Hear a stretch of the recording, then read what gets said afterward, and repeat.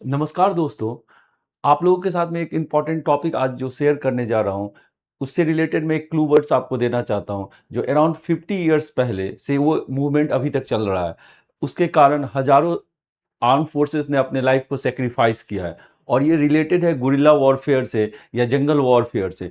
और हमारे ex prime minister doctor Manmohan Singh के द्वारा ये कहा गया था जो इंडिया का ये सबसे बड़ा क्या है, इंटरनल सिक्योरिटी चैलेंज है। तो दोस्तों, क्या आप बता सकते हैं किस चीज़ के बारे में बेसिकली हम लोग डिस्कस कर रहे हैं? बेसिकली दोस्तों, हम लोग जो ये डिस्कस कर रहे हैं वो है नक्सल मूवमेंट्स को लेके। आपको जान के ये आश्चर्य होगा, जो एक समय में इंडिया के लगभग more than 200 districts was affected by the Naxal movement या नक्सल वायलेंस। और उसके कारण कई सारे ऐसे रीजन थे जो क्या हुआ था, लिबरेटेड जोन्स बन गए थे। मतलब वहां पे जो गवर्नमेंट ऑफिसर्स हैं उनका एंट्री एक तरह से इम्पॉसिबल था, जो आप इस बेसिकली डायग्राम्स में भी देख सकते थे। तो ऐसे में हम लोग आज के क्लास में बेसिकली दोस्तों ये डिस्कस करेंगे जो इंडिया ने कैसे नक्सल मूवमेंट से अपने आप को कंप्लीटली फ्री किया, या क्या स्ट्रेटजी अडॉप्ट किया गया ताकि उसके द्वारा हमने नक्सल वायलेंस को काफी हद तक क्या किया, रिड्यूस किया। तो दोस्तों, आप यदि आप इस डायग्राम्स को देख रहे हैं तो नक्सल अफेक्टेड रीजन्स जो होता है बेसिकली उसको रेड कॉरिडोर के नाम से भी जाना जाता है। तो रेड कॉरिडोर अराउंड 200 डिस्ट्रिक्ट्स के आसपास था। कल पहले ये बोला जाता था, जो क्या था लगभग में ये क्या था, नेपाल से स्टार्ट होके इंडिया के आंध्र प्रदेश, तेलंगाना और ये जो है कर्नाटका के सब रीजन्स तक ये फैला हुआ था। लेकिन टाइम के साथ साथ गवर्नमेंट्स के द्वारा मल्टीपल इंटरवेंशंस के कारण इसका देखिए साइज क्या हो गया, रिड्यूस होते गया। और जो अभी हमारे जो होम मिनिस्टर है उन्होंने कहा भी है क्या, इंडिया क्या हो गया अब नक्सल फ्री, जो अभी बस्तर में जाके उन्होंने इस तरह के अनाउंसमेंट्स भी किया। तो देखिए आप यदि इसको ध्यान से देखिएगा तो ये फाइन, ये रेड कॉरिडोर था। अब ये रेड कॉरिडोर धीरे धीरे टाइम के साथ किस में कन्वर्ट हो गया, रेड पैचेज में। और अब तो देखिए 2 या 4 इंपॉर्टेंट रीजन है, बस वहीं पे नक्सल रिलेटेड कुछ एक्टिविटी अवेलेबल है। तो that is the one of the great achievements of the India in the field of internal security challenges. तो दोस्तों, तो अब ये आप डायग्राम्स में देख सकते हैं जो हमारे जो होम मिनिस्टर है उनके द्वारा इस तरह के अनाउंसमेंट किया गया है, जो इंडिया क्या हो गया अब नक्सल फ्री हो गया है। तो नक्सल फ्री कैसे हुआ, उसके लिए क्या क्या स्टेप्स लिया गया, तो आज के क्लास में बेसिकली हम लोग इन्हीं सब चीजों के बारे में डिस्कस करेंगे। तो वेलकम टू बस्तर, इस तरह की चीजें बारे में जो अभी हमारे जो होम मिनिस्टर है उन्होंने इस तरह के अनाउंसमेंट किया। तो दोस्तों, आज के क्लास में जो हम लोग बेसिकली जो डिस्कस करेंगे वो कैसे हम लोग नक्सलिज्म से, वायलेंस से विक्ट्री की तरफ कैसे गए, वायलेंस कैसे राइज हुआ और उसके साथ साथ हमने विक्ट्री उस पर कैसे पाया। तो यदि आप देखें तो आज का क्लास का जो परफॉर्मा होगा उसमें बेसिकली हम लोग डिस्कस करेंगे जो what is Naxalism, causes of the Naxalism. उसके बाद हम लोग बात करेंगे जो उसका पॉसिबल सॉल्यूशंस क्या क्या था, और रिसेंट टाइम्स में गवर्नमेंट ने क्या क्या स्टेप्स लिया है जिसके कारण नक्सल मूवमेंट्स को कंप्लीटली क्या किया गया, एलिमिनेट किया है कंट्री के द्वारा। तो ये देख सकते हैं जो आज के क्लास का हमारा क्या क्या परफॉर्मा रहेगा या किस प्रोसीजर में हम लोग इसको डिस्कस करेंगे। तो दोस्तों, सबसे पहला जो टॉपिक है इसमें, व्हाट इज नक्सलिज्म। तो नक्सलिज्म क्या है, एक तरह से क्या कह सकते हैं, Naxalism is one of the ideology, left wing extremism है, जो प्राइमरली फोकस क्या करता है, जो वायलेंस के द्वारा जो गवर्नमेंट्स है उसको हटाया जाकर और खुद की अपनी गवर्नमेंट एस्टैब्लिश किया जाए। बेसिकली ये माओइज्म जो है चाइना में जो पीजेंट्स लेड मूवमेंट्स हुआ था उससे काफी ज्यादा अफेक्टेड है, जो बेसिकली क्या कहता है, जो power move out of the barrels of the gun, तो उससे रिलेटेड है। मतलब आर्म रिवेलियन के द्वारा क्या है, अपनी गवर्नमेंट को, जो इलेक्टेड गवर्नमेंट्स को उसको हटा के एक अपना खुद का गवर्नमेंट एस्टैब्लिश किया जाए। सो that is the basic meaning of the Naxalism. और क्या कह सकते हैं दोस्तों, लेफ्ट विंग एक्सट्रीमिज्म का एक वन फॉर्म है नक्सलिज्म। तो दोस्तों, कई बार आप ये कंफ्यूज हो सकते हैं जो ये फिर माओइज्म से बेसिकली कैसे अलग है। तो माओइज्म और नक्सलिज्म यदि देखें तो दोनों बेसिकली बात करता है आर्म रिवेलियन के द्वारा, जो गवर्नमेंट्स कैन बी फाइंड और power can be find out through the barrels of the gun, उसके द्वारा अचीव किया जा सकता है। लेकिन यदि आप चाइना और इंडिया का कंपैरिजन कीजिए तो चाइना में क्या होता, पूरे चाइना में क्या है, पीजेंट मूवमेंट था। और यहां पे जो है इंडिया में जो नक्सलिज्म है उसके कई सारे अलग अलग सब कंपोनेंट्स है हो सकते हैं। जैसे उसमें बेसिकली आप देखिएगा तो आपको क्या होगा, ट्राइबल्स के द्वारा पार्टिसिपेशन किया गया या अलग अलग ग्रुप्स के द्वारा इसमें पार्टिसिपेशन किया गया, that is the one thing. और वहां पे कोई ऐसा, वहां पे उन्होंने काफी ज्यादा माओइज्म के द्वारा उन्होंने अपना गवर्नमेंट खुद का एस्टैब्लिश किया। लेकिन यहाँ पे क्या already there is elected government, तो कभी नक्सलिज्म इतना पावरफुल नहीं हुआ जो वो क्या कर सके अपना खुद का एक गवर्नमेंट एस्टैब्लिश कर सके। So that is the basic relation और differentiation between the Naxalism and the Maoism. और ये बेसिकली बात किसके बारे में था, आर्म रिवेलियन के द्वारा अपना खुद का गवर्नमेंट जो है उसे एस्टैब्लिश किया जाए। तो दोस्तों यदि आप बात किया जाए जो नक्सलिज्म का जो इंडिया में राइज हुआ उसके कई सारे फेजेस थे। तो पहले दोस्तों हम लोग डिस्कस करेंगे जो इंडिया में जो नक्सलिज्म का राइज हुआ उसके क्या क्या प्राइमरली फैक्टर रिस्पॉन्सिबल। तो इसको ऐसे आप सिंपली सोच सकते हैं, ऐसे जो हम लोग देख सकते हैं किसी भी प्रॉब्लम्स के कई सारे डायमेंशन, उसमें से एक डायमेंशन क्या हो सकता है दोस्तों, सोशल डायमेंशन, दूसरा क्या हो सकता है इकोनॉमिकल, थर्ड हो सकता है पॉलिटिकल, फोर्थ हो सकता है गवर्नेंस से रिलेटेड। तो उसी तरह से दोस्तों यदि नक्सल मूवमेंट्स का जो इंडिया में राइज हुआ उसके बारे में यदि आप बात करें, तो यदि आप social problem as a social factor responsible देखें तो उसमें कई सारे रिस्पॉन्सिबल फैक्टर है। जैसे हमारे जो जिस एरिया में नक्सल मूवमेंट्स का बेसिकली राइज हुआ वहां पे आप देखेंगे हेल्थ इंफ्रास्ट्रक्चर पुअर है, एजुकेशन की प्रॉपर फैसिलिटी नहीं है, ड्रिंकिंग वाटर फैसिलिटी या जो social infrastructure is very poor.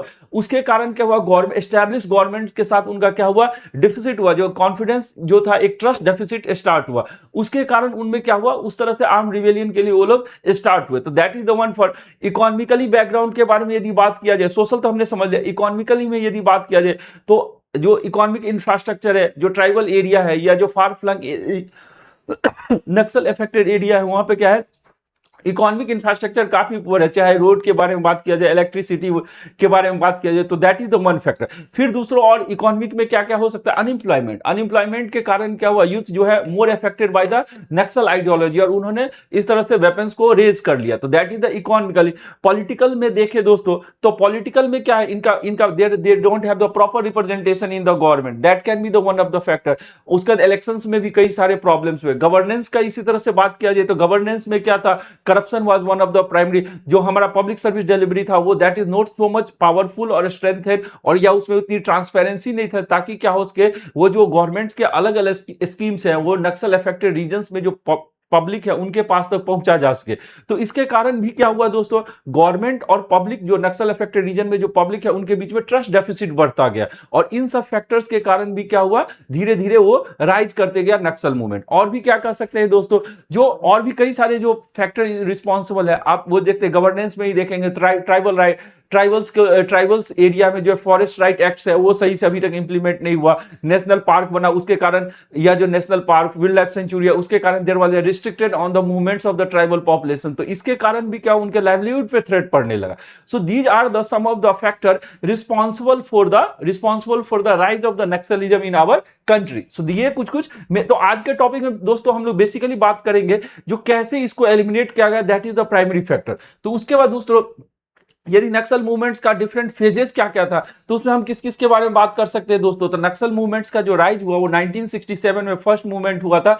नक्सलबरी एक एरिया है कहां पे, Darjeeling district of the West Bengal. वहां पे क्या था, पीजेंट्स, वहां पे क्या था, लैंडलॉर्ड से उन्होंने जमीन को स्नैच आउट किया था। तो वहां से चारू मजुमदार और उनके ग्रुप्स के द्वारा, तो वहां से फर्स्ट फेज था जो वो था origins and the peasant revolt के द्वारा हुआ। तो फर्स्ट फेज ये हुआ। सेकंड फेज जो 1970 में दोस्तों स्टार्ट हुआ उसमें क्या हुआ, गवर्नमेंट्स ने कंप्लीटली क्रैकडाउन किया था नक्सल मूवमेंट से, उसमें चारू मजुमदार का डेथ भी हुआ था।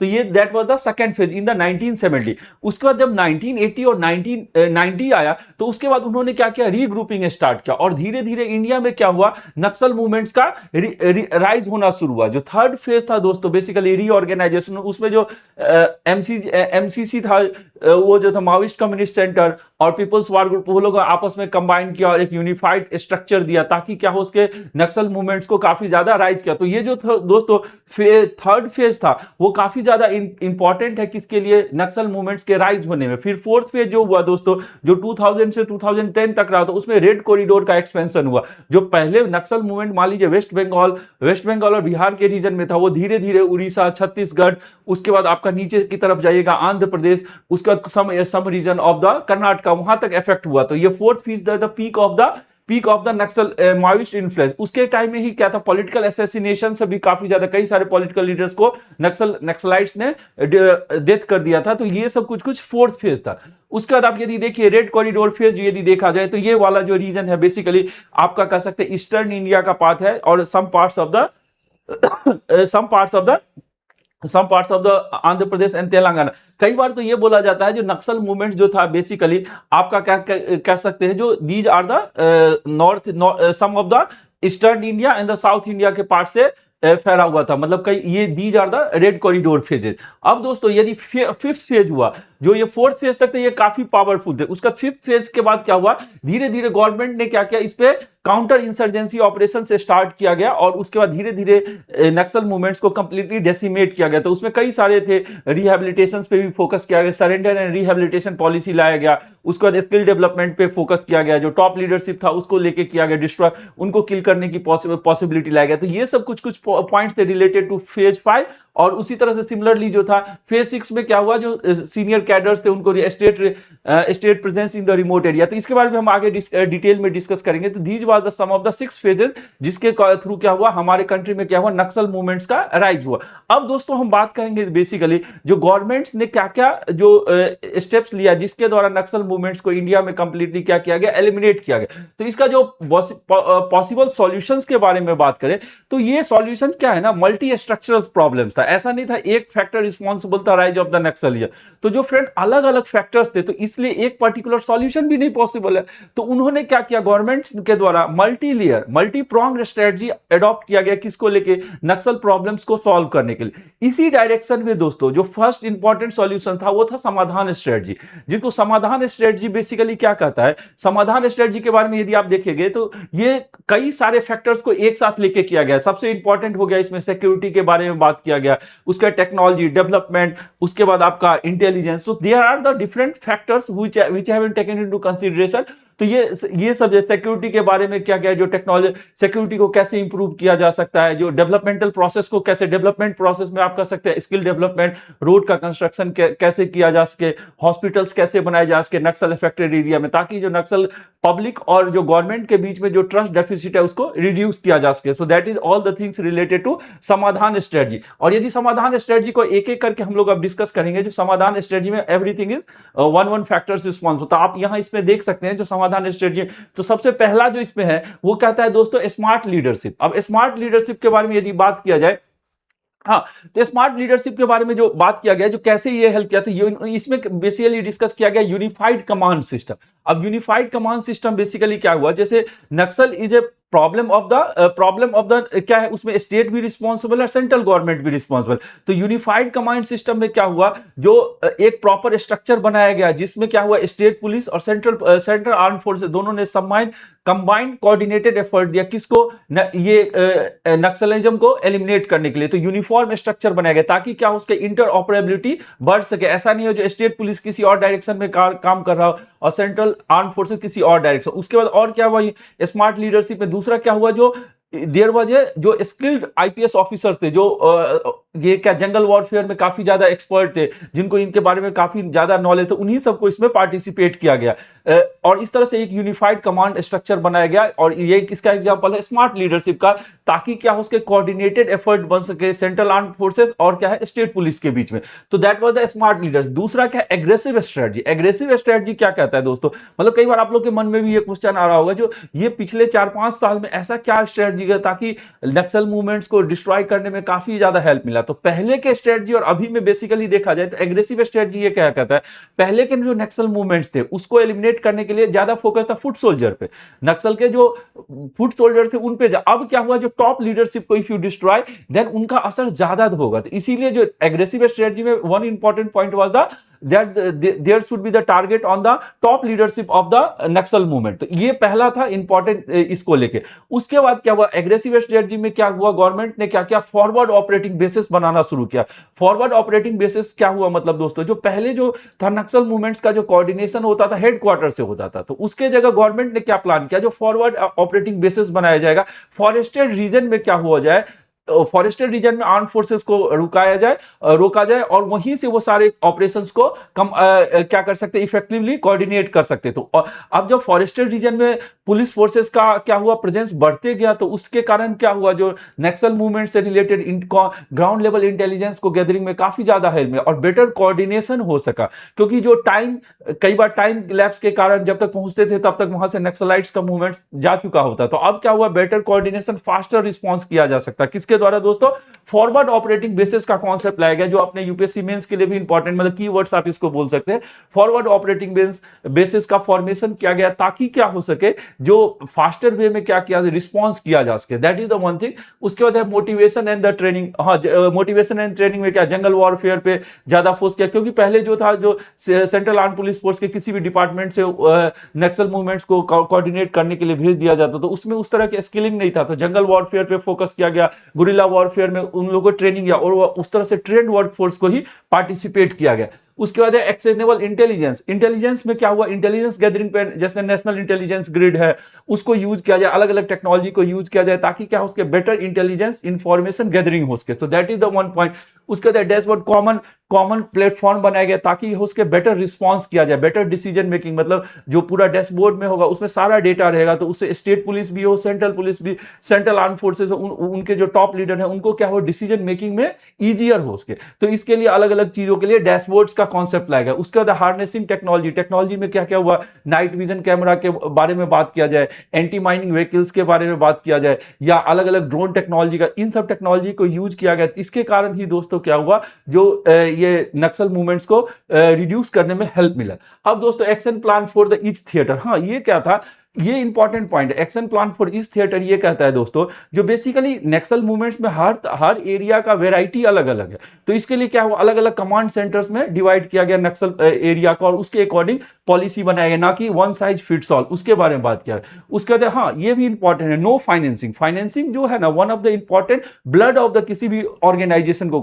बोलते हैं, तो इसके लिए जो वो लोग किडनैपिंग के द्वारा या रैंसम कलेक्शंस जो होता था, या माइनिंग से जो उनको जो फंड मिलता था, उसको धीरे धीरे करके एलिमिनेट किया गया, तो उसके कारण क्या हुआ, जो काफी ज्यादा उनको नुकसान हुआ। तो these are the some of the smart leadership के बारे में। अब क्या हुआ, हम लोग दोस्तों इंपॉर्टेंट पॉइंट ये डिस्कस करेंगे, जो ये तो ठीक है, ये स्मार्ट समाधान स्ट्रेटजी था।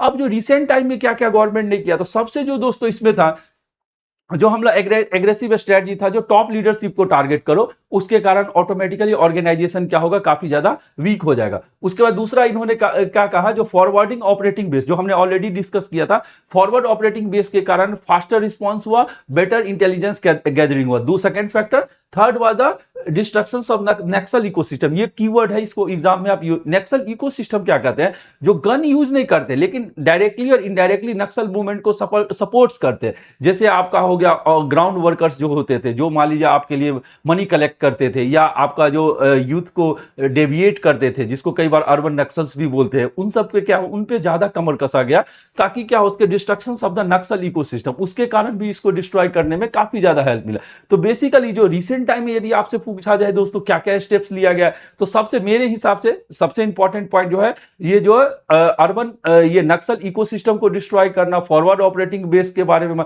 टारगेटिंग द टॉप लीडरशिप, तो ये सब कुछ इंपॉर्टेंट पॉइंट था। उसके बाद और क्या क्या गया, सरेंडर कम रिहेबिलिटेशन पॉलिसी पे ज्यादा ध्यान दिया गया। जो टॉप लीडरशिप यदि मान लीजिए सरेंडर कर रहे हैं, तो उनके जो नक्सलाइट सरेंडर किया, उनके स्किल डेवलपमेंट पे, उनके लिए प्रॉपर फैमिली, उनके लिए अलग अलग वेलफेयर स्कीम्स को प्रमोट करना। तो these are the friend in recent time some of the steps लिया गया, जिसके द्वारा नक्सल मूवमेंट्स को इंडिया में एक तरह से क्या किया गया, इंडिया को नक्सल फ्री किया। लेकिन दोस्तों अब ये क्वेश्चन ये उठता है, ये कितने दिनों तक रहता है पॉसिबल, गवर्नमेंट्स को और क्या क्या स्टेप्स लेना चाहिए। तो मेरे पॉइंट ऑफ व्यू से तो यही, पब्लिक और गवर्नमेंट के बीच में जो ट्रस्ट डेफिसिट है, उसको यदि ट्रस्ट डेफिसिट है उसको रिड्यूस किया जाए, तो ऑब्वियसली नक्सल मूवमेंट्स को जो on the ground worker support मिलता था वो डिस्ट्रॉय होगा। उसके बाद उनका जो फंडिंग है उसको टाइम के साथ और डिस्ट्रॉय किया जाए, तो उससे के कारण भी क्या हो सकता है, नक्सल मूवमेंट्स को एलिमिनेट करने में हेल्प मिल सकेगा। और इंडिया का वन ऑफ द जो इंटरनल सिक्योरिटी चैलेंज था, उसको एनिहिलेशन में काफी ज्यादा हेल्प मिला है। तो इसीलिए ये कह सकते हैं, जो इंडिया का वन ऑफ द अचीवमेंट्स के रूप में देखा जाए, तो इंडिया को नक्सल फ्री बनाया गया है बाय द मार्च 2026 ही ये अनाउंसमेंट हो चुका था। तो अभी हमारे जो होम मिनिस्टर उन्होंने इसका अनाउंसमेंट किया। तो अब क्या आगे का प्लान होना चाहिए, जो नक्सल अफेक्टेड रीजन्स हैं, वो रेड कॉरिडोर की जगह क्या बने, ग्रीन कॉरिडोर बने, या कह सकते हैं प्रोस्पेरिटी कॉरिडोर बने, ताकि इंडिया के प्रोस्पेरिटी में ये लोग हेल्प कर सके। Thank you for listening to this one.